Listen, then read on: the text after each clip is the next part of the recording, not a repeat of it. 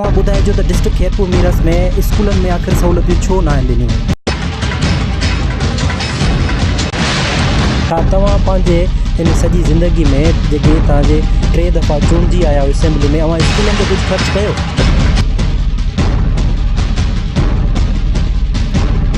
आख़िर इहो सॼी सूरत हाल कॾहिं ठीक थींदी? अवां जी पार्टी वटि सिंध जे हवाले सां छा पॉलिसी आहे? ही वोटर्स अवां जा ई आहिनि, इन लाइ इहे सहूलियतूं कॾहिं मुहैया थींदियूं?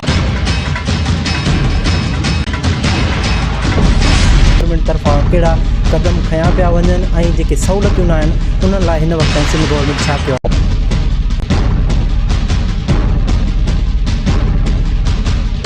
मां तव्हांखे ॿुधायां त जेकी गवर्नमेंट जी रिपोर्ट आहे उन मुताबिक़ 1300 समथिंग ॿिया स्कूल आहिनि जिथे पीअण जो पाणी जेको आहे उहो ज़हरीलो करार ॾिनो वियो आहे।